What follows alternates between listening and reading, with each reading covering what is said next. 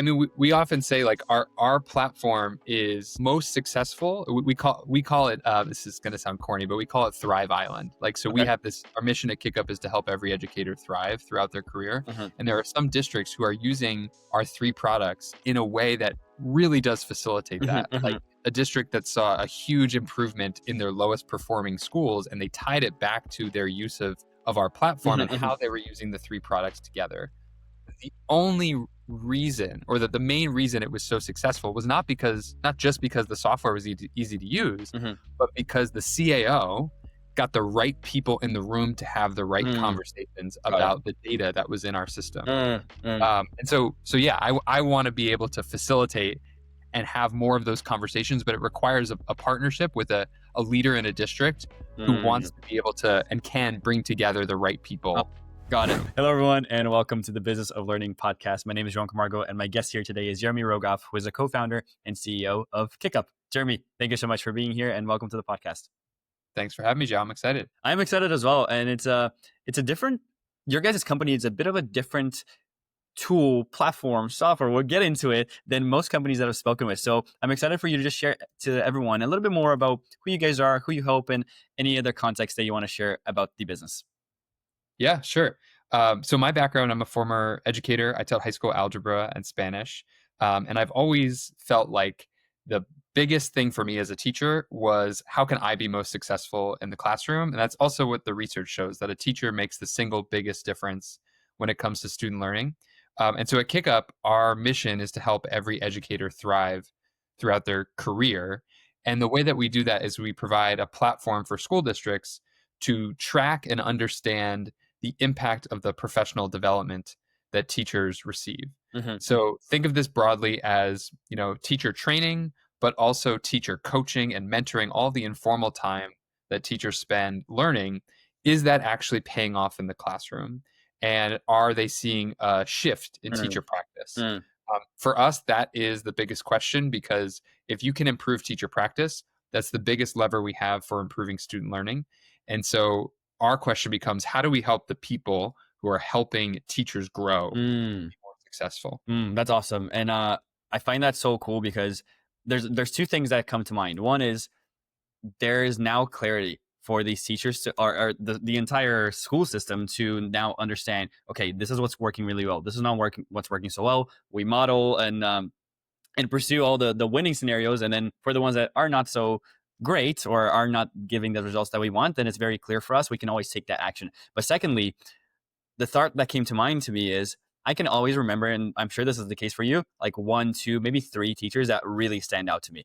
Like if I say to you, like, who are your best teachers? Like I'm sure they're popping into your brain right now. And for anyone listening, that's the same case. And it makes a huge difference. Like those teachers, they make such a huge impact in our lives and just how we move things forward from the time that we have with them, and then anything else after for our career. So it sounds to me like this is such a great tool that allows that to be enhanced even further, so that there is such a better experience with the amazing teachers, but maybe even the teachers that aren't so great for everyone, they can still improve and get that message across and really help the students coming through. Yeah, I mean, I feel like this is something that is so patently obvious and yet so underappreciated, both in the broader public, but also in the more narrow conversation within EdTech, because every new tool that comes out, every new AI feature that comes out, everyone thinks that's the next silver bullet in education. And yet we find year after year, decade after decade, that we don't actually move the needle when it comes to improving student learning. Like, we have not seen significant improvements in student learning outcomes in the aggregate in the United States in about 3 decades. Wow. And so you might ask yourself, well, why is that?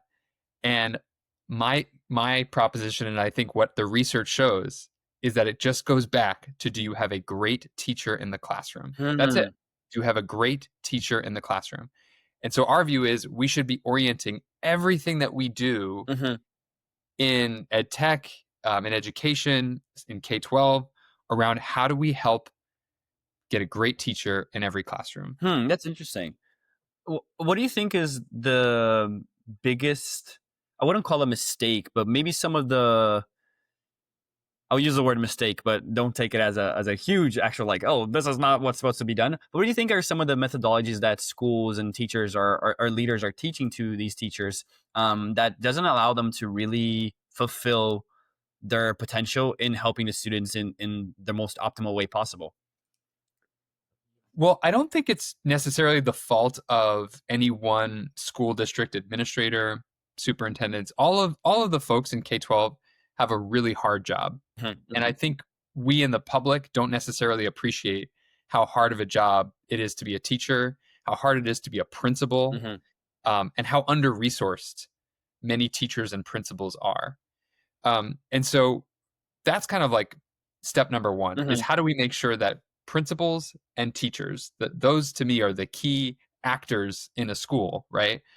How do they have the resources that they need to be successful? And again, if you go back to the research, it's actually quite clear what are the conditions that make teachers successful and what are the conditions that make principals successful. So if mhm, you think about a teacher, right, their boss is the principal. So they need to have a principal who knows how to effectively lead teachers, mhm, how to lead instruction. But they also need to have a principal who can give them the support that they need to be successful. And if you think about the job of a principal, I don't know if you've ever been a manager before. I'm a manager now, and I have 7 direct reports, which feels like a lot. A principal often has 50 or 100 direct reports.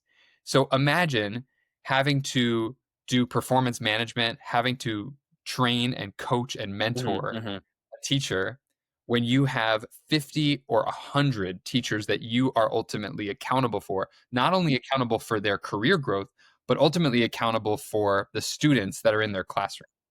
And so it's such a hard job to be a principal, and yet it is so incredibly important that we have great principals in our schools and we're giving them tools to be successful with how they actually support teachers. And mhm.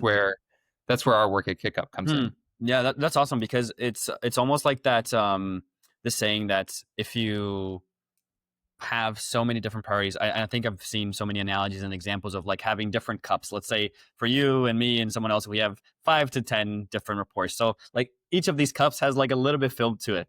Maybe a tenth. Call it a tenth for the easy math on all these cups. That's already very much divided attention on top of the things that you have to take care of for yourself that has nothing to do with them. Do it 100 times over. Like it just keeps adding on and on and on. So having a way to facilitate that and make sure that these processes and systems can be more efficient can make a huge difference so that that attention can actually be more purposeful to every single one of these direct parts. Does that sound about right, or am I completely off here? No, that's right. And if you think about, that's just one slice of a principal's job, Yeah, right? yeah, It's training, mentoring, and coaching sure, teachers. That's the most important part of their sure. job. But often the principal is often the person who's trying to find subs when a Hmm. teacher's out. Hmm. They're in charge of bus duty. Hmm. They're the person who gets called anytime that there is a fire drill, a behavior issue. I mean, Hmm.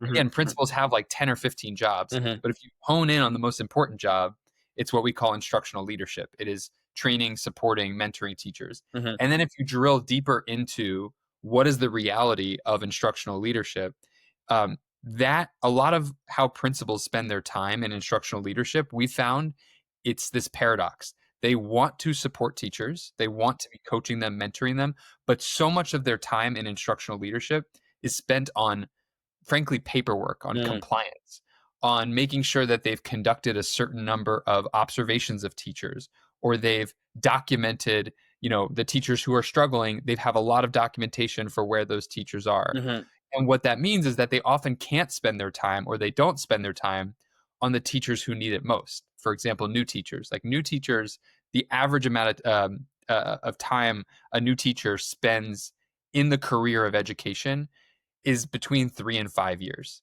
And so you have this huge teacher churn issue. Hmm. And so you get new teachers into the building. Again, they don't have any experience. The job of a first year teacher is so incredibly hard. Hmm. Hmm. And the principal, the person in charge of reporting, of overseeing them, is forced to have to choose between, okay, do I go support this new teacher? Do I go document the issues that I have with this underperforming teacher, or do I go Hmm. work on the 7 other things that might be more of a fire drill? And so what we found is that if we can streamline and automate a lot of the processes that a principal is required to do when it comes to performance management, to that observation feedback process, that's a really high leverage place for a principal to actually be more successful in doing what they want to do, which is helping teachers grow. And free up their time as well, right? Because that's a lot of that, as you said, a lot of the time comes through. And actually, I would love to kind of bridge into KickUp itself and take that opportunity and what you just said on trying to optimize that, start trying to facilitate their day to day through what you guys do. I think I mentioned to you when we first had our conversation, one of our clients, they also work with districts and schools as well, and it's so notorious that they are so busy. Just like you said, they don't give anyone the time of day. So even when you guys are showing up, I'm assuming to their door, they are so busy. They don't want to have all these other possible opportunities that are coming through because they have to take care of things that are right in front of them right then and there.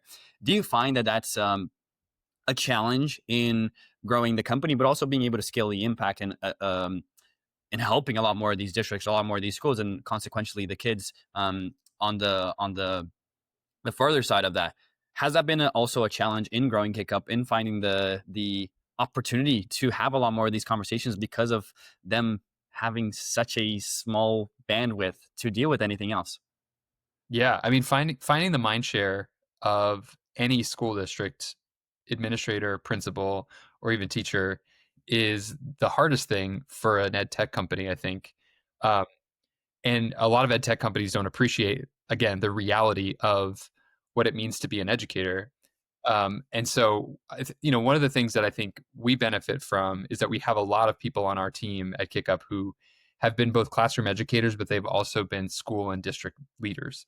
So they understand the reality of what they're dealing with. And so we lead with that. Like we lead with empathy and trying to, start with what's top of mind for school and district leaders. And then we found, look, we're never going to be the flashiest platform, right? We're offering kind of performance management software for school systems. But we found that when we tie that to something that is absolutely mission critical, for example, teacher retention, teacher quality, and saving time, like if you can save a principal time, if you can save a district leader time, that's, oftentimes that's what they want to hear. They're not as they've heard so many pitches about how the next tool is going to improve student learning in certain ways, and here's this randomized control trial that shows just under just the right conditions how math instruction improves, and all the power to those tools that are out there. But I think districts are frankly fatigued, and they're looking for things that are going to be able to be taken off their plate, and not something that they have to say, okay, how am I going to implement this in just the right context for this to be successful? It's almost like that there's also an aspect of mistrust because there's so much noise out there, right? There's, hey, this new tool and then that new tool and then this revolutionary thing, but like, is it really revolutionary? Isn't this something that's been heard and said before? So these leaders, they can sometimes get to a point where like, I'm just not going to trust any of these and keep doing what I'm doing right now, which of course doesn't really benefit anyone trying to grow a company, but doesn't benefit them. And there's just that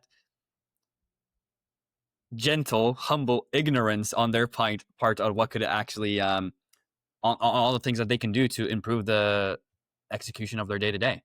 Yeah, I think noise is exactly it's almost like what they experience across all the work that they do, right? Like they have to distinguish between signal and noise constantly and make sure that they're focused on what their strategic objectives are.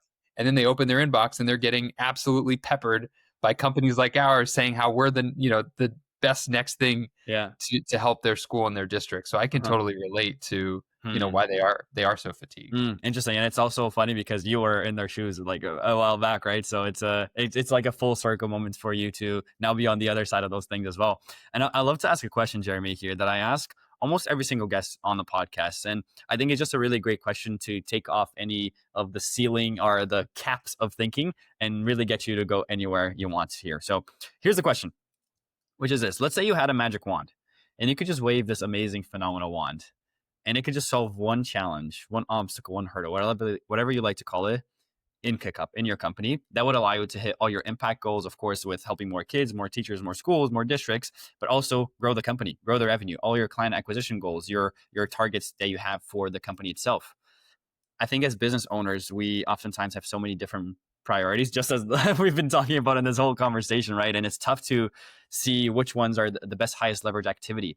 But if you can only solve one, you wave Yeah. this one, solve one, all your Yeah. growth goals get achieved. What would you like to solve internally? I love that question because we ask that to our partners as There you well go. about Great. our product. Obviously the first thing that would come to mind is, oh, well, how do we grow faster? How do we get in front of Hmm. more district leaders? But when I think about what is often the hardest part for us once we're actually partnered with a district is, how do we ensure that the folks that we're working with at the district Hmm. are communicating with each other?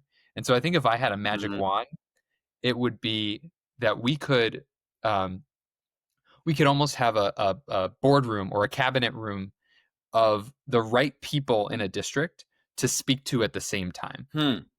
Because Interesting. oftentimes, we're playing telephone, they're playing telephone. Multiple people in the district might love what they see, but oh, we forgot that we need to get, the director of technology involved.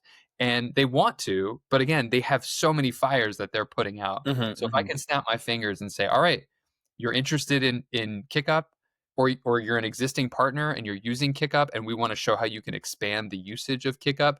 And tomorrow we have a meeting with all of the key Hmm. um, colleagues and partners in your district to really hone in on how this can help you achieve your goals. That would be the magic wand. Huh. It's it's like it feels like a two-step process here in your answer. First step is, of course, being able to get their attention, finding that, making sure Yep. that they see the value, all those things. But um, once that's all cleared, it's now a matter of, okay, now there's this tool that everybody can really leverage. How do we make sure everybody's on the same page? Is that about right? Because I have a follow up. I just want to make sure that's correct.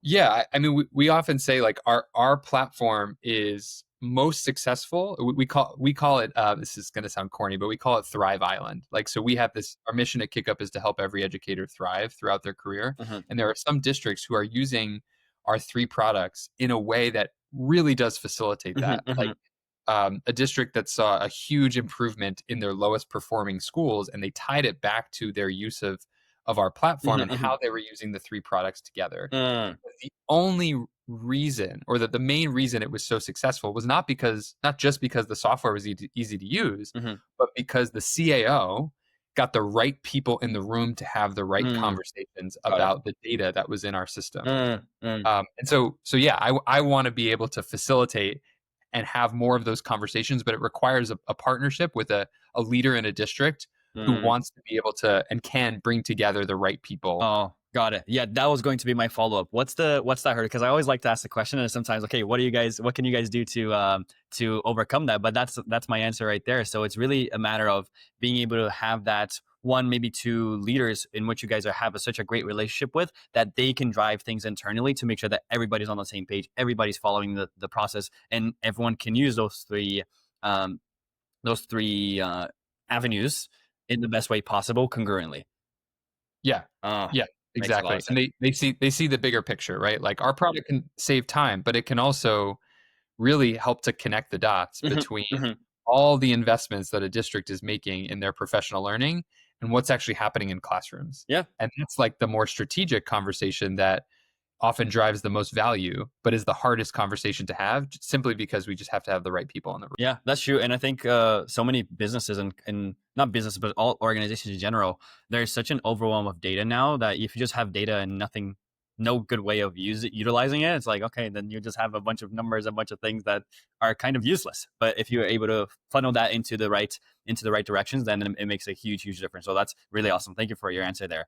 And I have Yeah. one final question here for you, which is actually not a question from me, Jeremy. It's a question from our last guest to you, and they had no idea who you were. So Okay. here's the question. You ready for it? Yep. This is a bit of a deep one, but I like it. So here it is. On the day that you leave Mother Earth, what is a contribution that you want to leave behind? Woo. Yeah. Man, that gives me the chills a bit. Yeah. Um, Well, we just had our third child, Oh, awesome. our Congratulations. daughter Emmy, and so thinking a lot about our family these days. I want to leave behind um, three children who feel loved, cared for, and like they could do what they set their heart out to do. Mm. That's beautiful, and congratulations again on Emmy. And I find it so interesting. I was speaking about this with someone earlier this week in another episode of a podcast as well. There was a Nike. He actually knew the athlete's name. I can't remember the athlete's name exactly, but there was a new Nike ad that was showing the athlete himself holding a golf club, holding it like a cane on the floor, and then a little boy coming towards him, and then the caption was "You already won." And it's like I saw that and I was like, "That's so beautiful." I don't have any kids myself yet. Hopefully, many in the future. But it's one of those things that from everything that I've heard, it completely changes your entire dynamic, your entire thinking. Everything that you want to do becomes now solely focused on them. So I'm not sure what I was expecting from your answer, but you exceeded my expectations there. So that's really, really awesome. Yeah, great Jeremy, question. yeah, thank you so much for your time again. I really appreciate you. This has been such an incredible, insightful conversation. Where should people go if they want to learn a little bit more about you, and of course also a little bit more about KickUp? Yeah, they can go to www.kickup.co. Everything you want to hear there about the company, and then on LinkedIn, feel free to connect with me, Jeremy Rogoff. I post sometimes about my thoughts about teachers and professional learning and education.